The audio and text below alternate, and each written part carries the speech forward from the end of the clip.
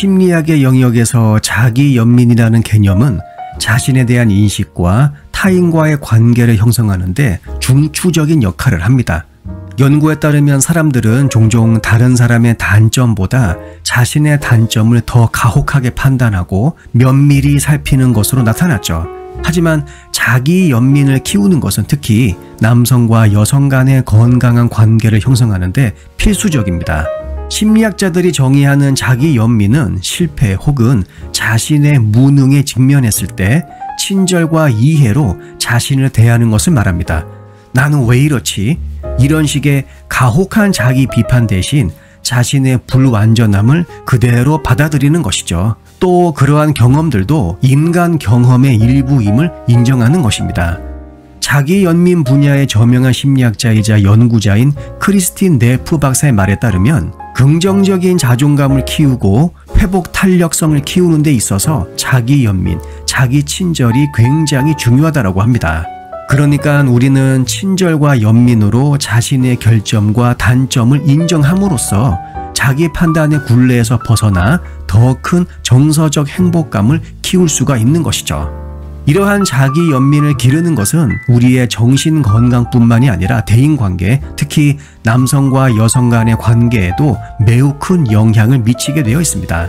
연구에 따르면 자기 연민을 할 줄 아는 사람들은 파트너에 대한 공감 능력이 더 높을 수 있다고 합니다. 무엇보다 자신의 결점을 인정할 줄 안다는 것은 곧 타인의 결점과 단점을 수용할 수 있다는 말과 일맥상통하죠. 타인의 결점과 단점을 수용할 수 있는 자세, 바로 안정형 애착관계를 형성하고 있는 성인들 사이에서 발견되는 대표적인 특징 중의 하나입니다. 인간은 완벽하지 않고 따라서 오랫동안 시간을 보내다 보면 크고 작은 갈등 상황에 부딪히게 되는데 이러한 상황들을 이 사람들은 자연스러운 현상으로 받아들이게 되는 것이죠. 따라서 남녀 사이 이슈를 그냥 무작정 회피하기보다는 적극적으로 해결하고자 하는 그러한 모습을 보이게 됩니다. 남녀관계를 전문으로 연구하는 심리학자 에밀리 임펫 박사의 연구에 따르면 앞에서 제가 말한 이유들로 해서 자기 연민 수준이 높은 사람은 갈등을 잘 해결하고 파트너와 더 효과적으로 소통할 수 있는 것으로 확인되고 있죠. 자기 자신에게 친절과 이해를 베풀면 관계 내에서 서로를 지지하고 보살피는 환경을 매우 쉽게 조성할 수가 있습니다. 따라서 상호 존중과 정서적 친밀감을 증진할 수가 있죠. 자기 연민이라는 개념은 남성과 여성에 대한 엄격한 기대치를 규정하는 전통적인 성고정관념에 도전할 수 있도록 우리를 도와줍니다. 역사적으로 남성은 자신의 감정을 억누르고 금욕주의를 발휘하도록 사회화되어 왔죠. 그리고 여성은 양육과 돌봄의 역할을 우선시하는 것이 당연시 되어 왔습니다. 하지만 자기 연민은 이러한 성별 규범을 초월해서 남성과 여성 모두 자신의 취약성 그리고 자기 수용을 포용할 수 있도록 장려하고 있죠.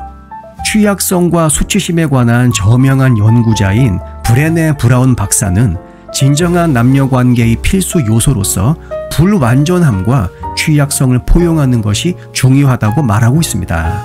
결론적으로 자기 연민을 키우는 것은 남성과 여성 간의 건강한 관계를 조성하는 데 필수적입니다.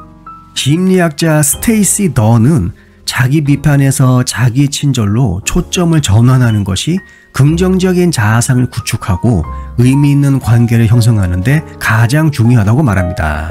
자신에게 친절과 연민을 베풀면 다른 사람과 공감하고 은혜와 이해심으로 갈등을 헤쳐나갈 수 있는 능력이 더 향상되죠. 남녀관계의 맥락에서 자기 친절, 자기 연민은 파트너 간의 친밀함과 유대감을 조성하는 초석 역할을 합니다. 자기 연민을 우선시하는 커플은 어려운 시기에도 서로를 더 잘 지원하고 갈등 중에 효과적으로 의사소통할 수가 있죠.